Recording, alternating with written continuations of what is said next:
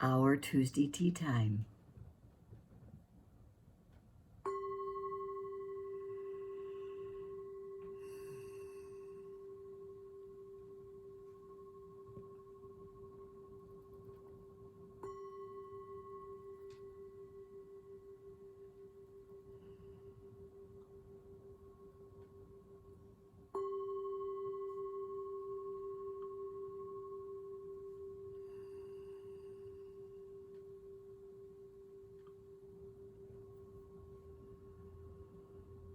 Paying homage to the Buddha, the Dhamma, and the Sangha, to the great privilege that we have in this lifetime, appreciation to our parents, no matter how hard our upbringing may have been.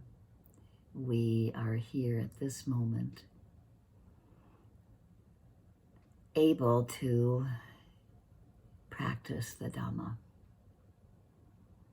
Appreciation for the Buddha and his willingness to struggle so hard to really find freedom, from suffering and become enlightened. And may we appreciate and acknowledge the great blessing of that in this lifetime. And to the Dhamma, the teachings,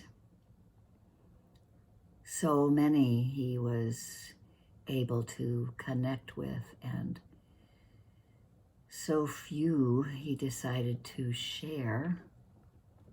Of all of those leaves in the forest, the handful that we can continue to investigate in our Sangha. Appreciation for each of us in this Sangha, as well as all of those that have gone before us.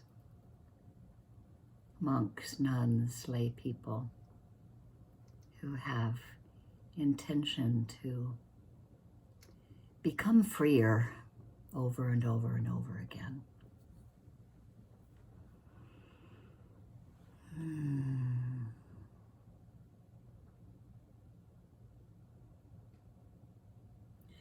Buddham saranam gacchami, Dhanam saranam gacchami, Sangham saranam gacchami.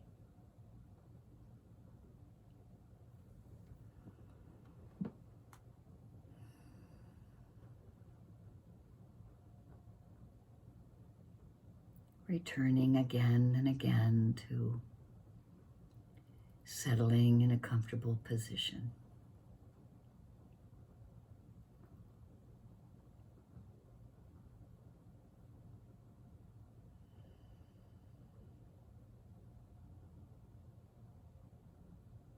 Whatever that may be. Of course, we always have immediately the ability to look at when discomfort arises in the body and in the mind. But that's what our practice is.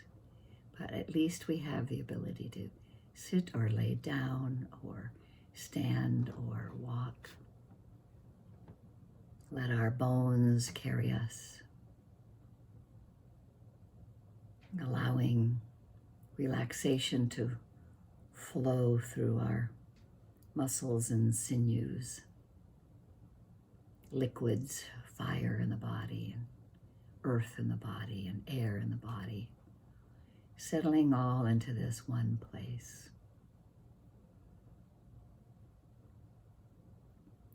These composites of elements have come together. The aggregates have come together to give us this constantly changing body, heart, and mind.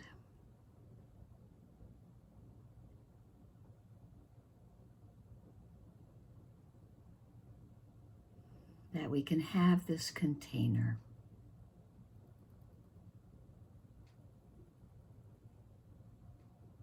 gravity noticed at our seat and at our feet, maybe where we press our hands, touching pressure, warmth.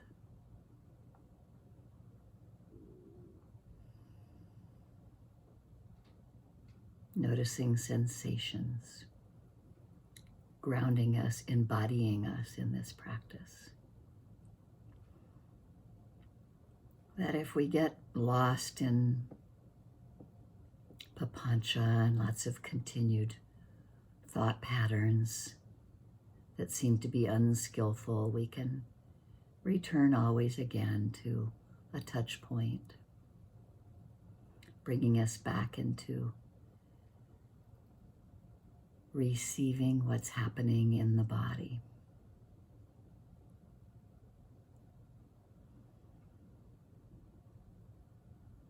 We can use the breath rising and falling at the belly or at the nostrils, whatever is your favored place for the single object of our attention.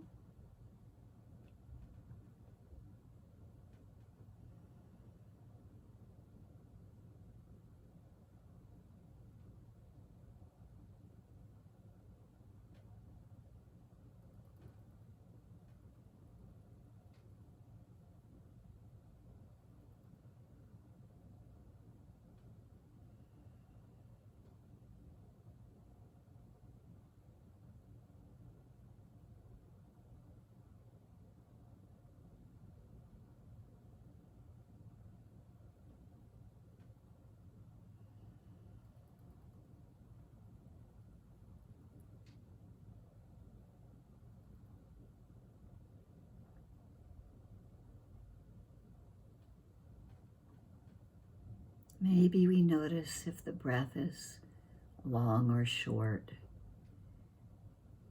being attentive without changing it. Just acknowledging the breath the way it is.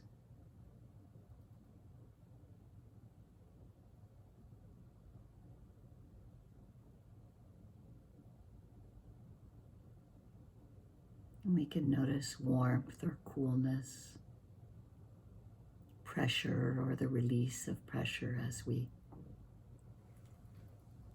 let mindfulness be at the fore.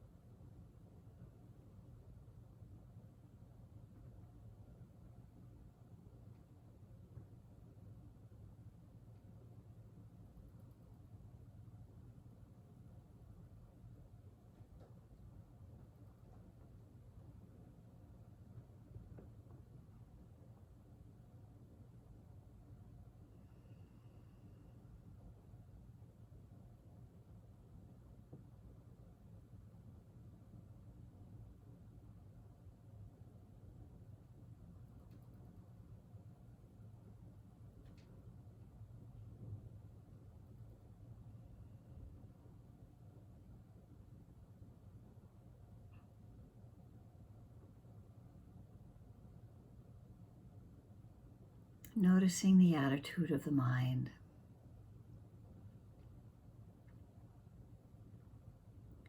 Noticing sensations arising in the body.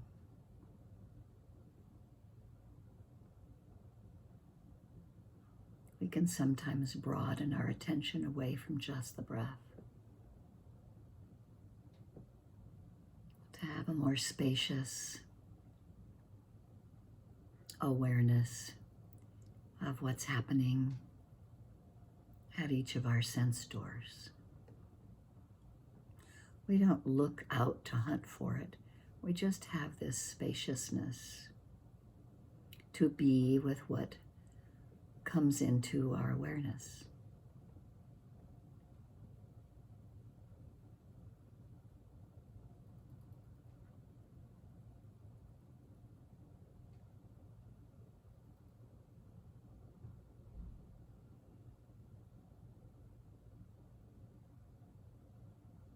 We might like setting an intention that we want to return to if we find ourselves lost somewhere. Just holding ourselves in kindness and appreciation for being here now and for choosing this time to let everything else fall aside and be present with what is coming into the heart and mind right now, and applying wisdom, knowing that some things that arise are not skillful, unnecessary, and we can try to let those go. That kindness of renunciation when something is not useful for us. And that positive thought the Buddha suggested of loving kindness for ourselves, and that of compassion. That right intention.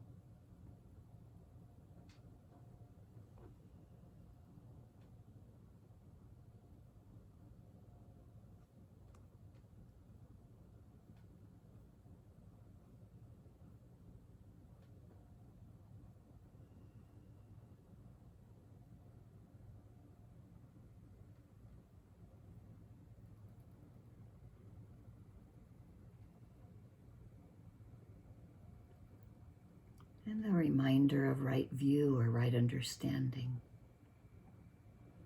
avoiding extremes.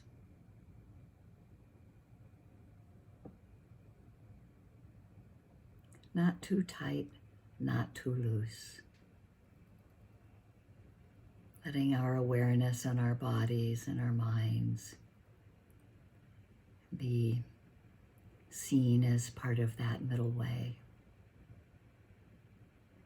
Just enough effort to be interested in what's arising and to be with what's happening.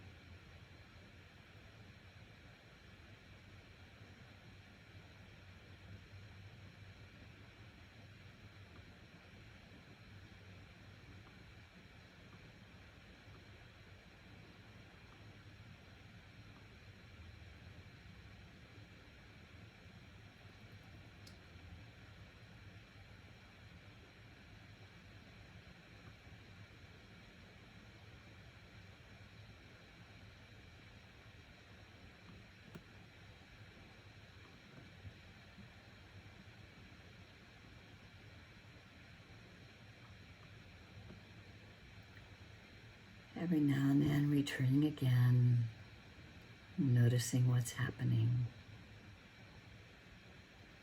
Do we return to our breath or our sit point, or do we just wake up right where we are?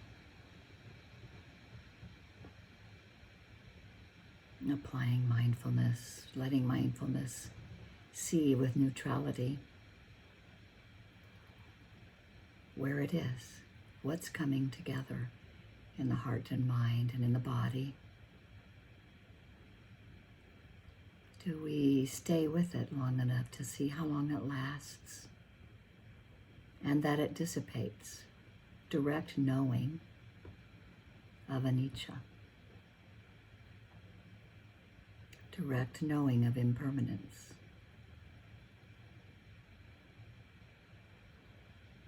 Whether we're hanging on to a thought, whether we're hanging on to our breath, whether we're noticing a pain or discomfort happening in the body somewhere.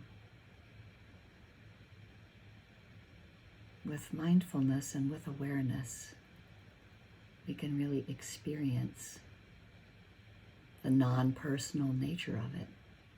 It arises because conditions come together for a certain amount of time, and then they dissipate and fall apart. And we just continue reminding ourselves, be here in this moment, be here now, have interest. We can have investigation. Is this skillful or unskillful? We can incline the mind toward kindness for ourselves, toward compassion for ourselves. We can incline the mind toward remembering some of our good deeds if we're lost in some criticism about ourselves. Encouraging ourselves to do no harm. No harm in how we think about ourselves. No harm in how we think about others. We're just with what arises. Maybe it's uncomfortable and distasteful and challenging. We're there with that as well. Seeing directly its impermanent nature. That it's non-personal. And yet embodying the practice, being present with this body in this place, anchored in the body.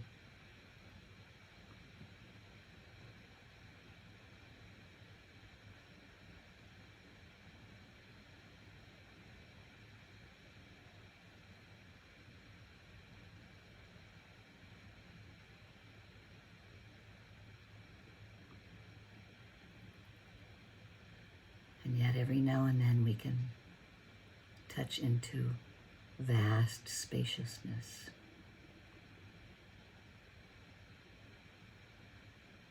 Things can arise as we allow the present moment to just be seen, to be felt, to be experienced.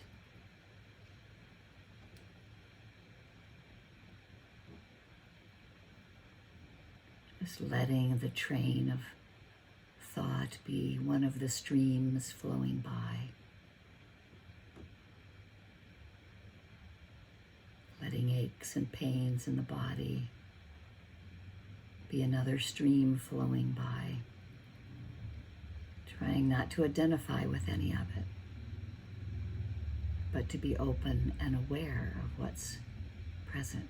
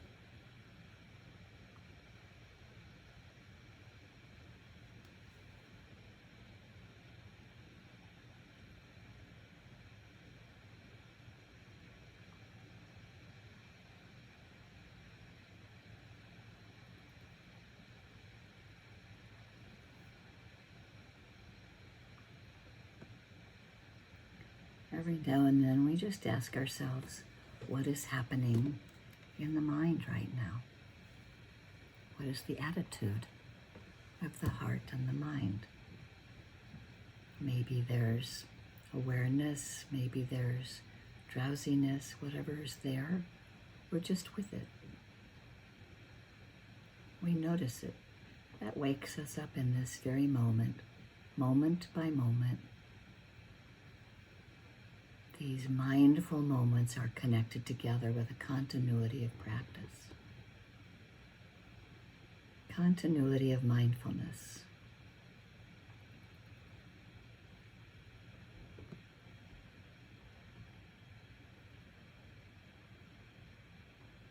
Helps us see whether we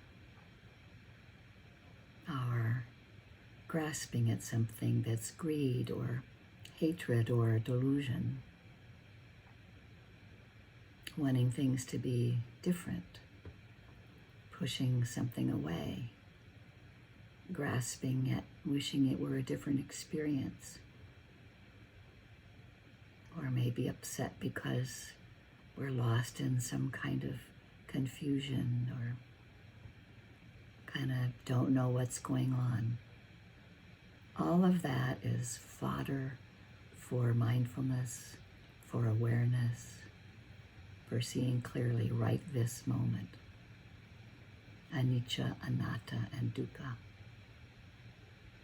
What kind of suffering do we create for ourselves when we cling to something?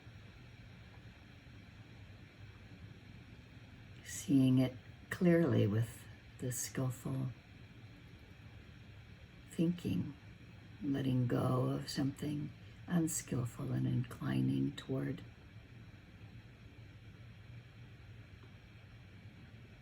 skillful letting go, generosity to ourselves, loving friendliness and compassion.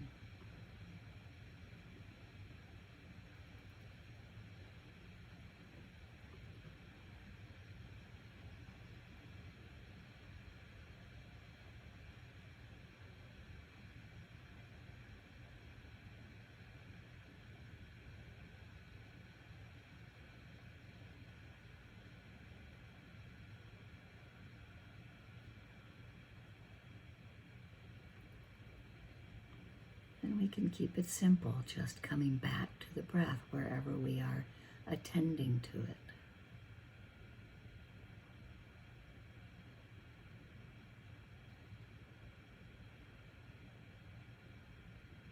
As S.N. Goenka says, begin again. Just observe.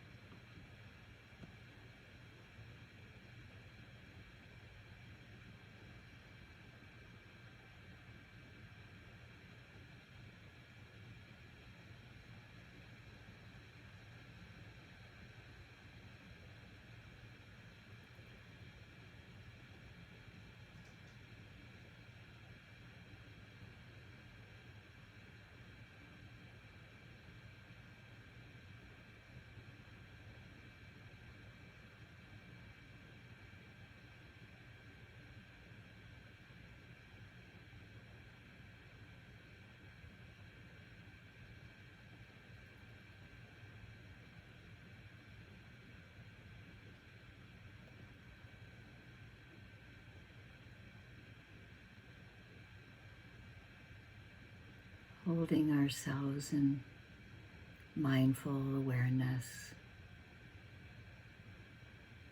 presence in this moment. We can remind ourselves to be gentle and kind to ourselves.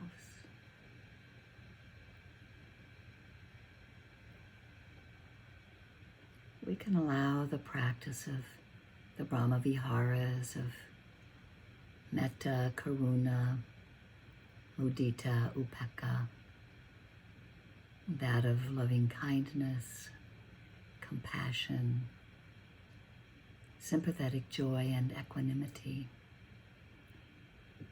Be present. Be at the forefront of developing mindfulness with kindness for ourselves and for others.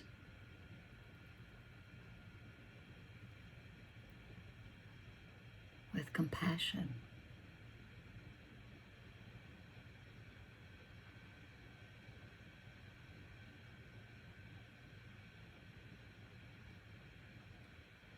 May we take a few moments to focus in either a phrase that works for you, or a feeling, a sense, a body sense, that we hold ourselves kindly. We've heard the reference of the Metta Sutta as a mother would protect her child, her only child.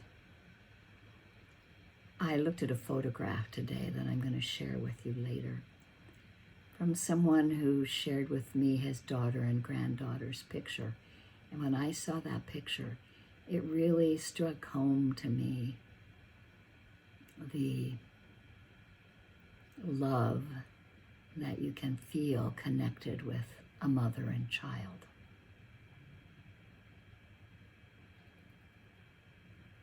That we hold ourselves in this kindness. However we can create it in our heart and mind, a sense of spaciousness. That we can wish ourselves goodwill.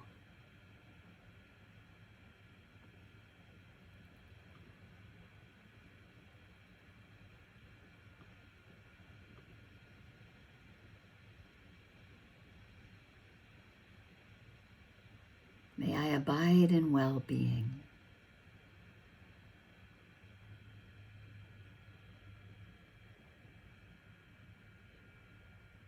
In freedom from affliction. In freedom from hostility. In freedom from ill will. May I abide in freedom from anxiety. And may I maintain well-being in myself. The reflections on well-being.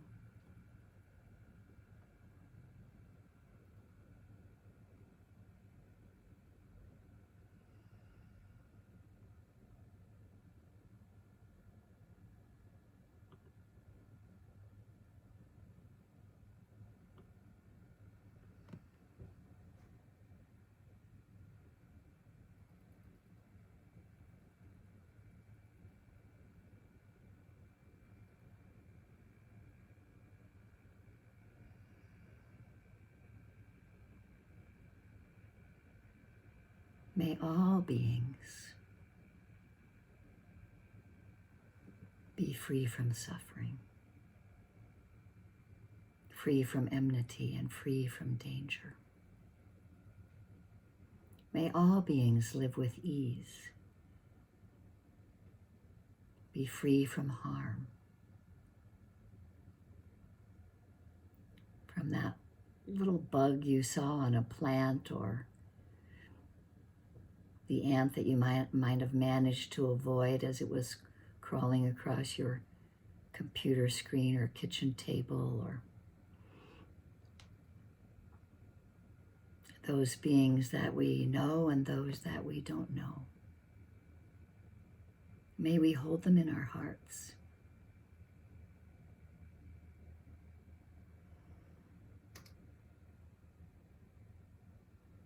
Some we may have difficulty with, but we know that all beings wish to be happy,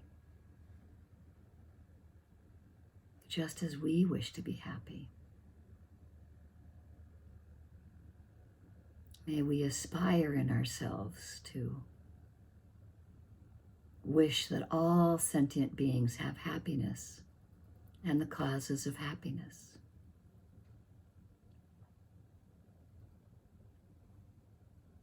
May all sentient beings be free from suffering and the causes of suffering.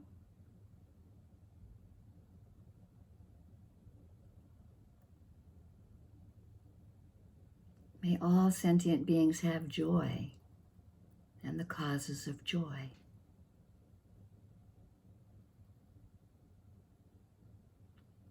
And may all sentient beings remain in great equanimity, free from attachment and aversion.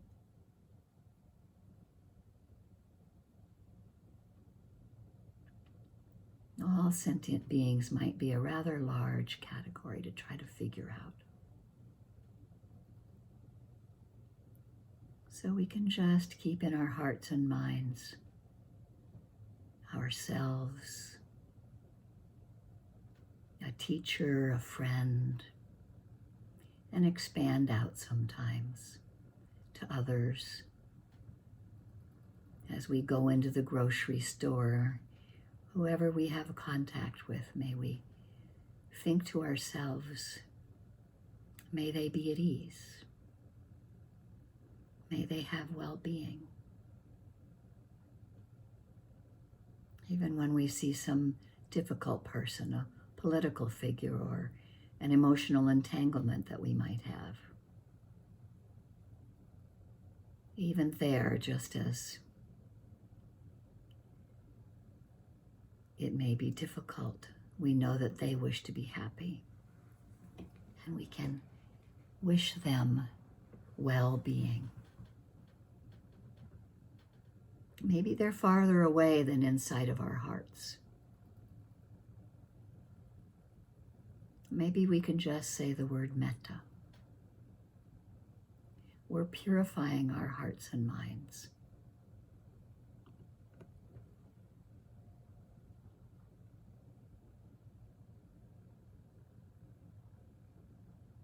We're including all beings, known and unknown, seen and unseen, some that may be difficult, some that may be easy.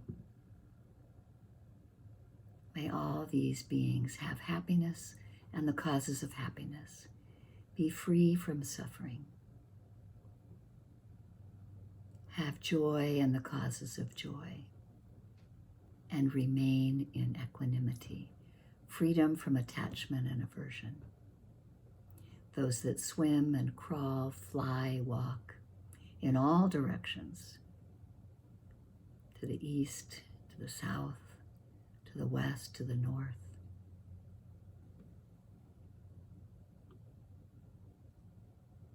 May all beings everywhere have happiness and the causes of happiness.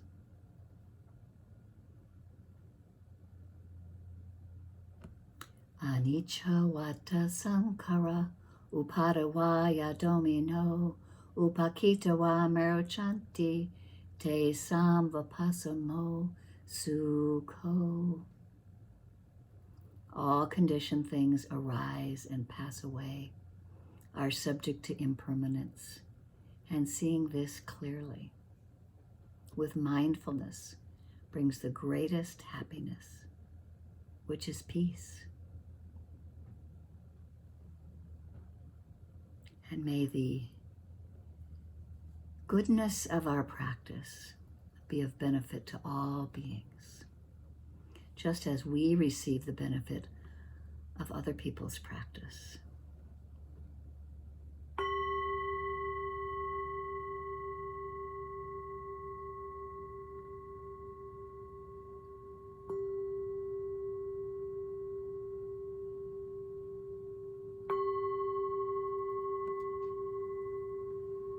Thank you for your practice.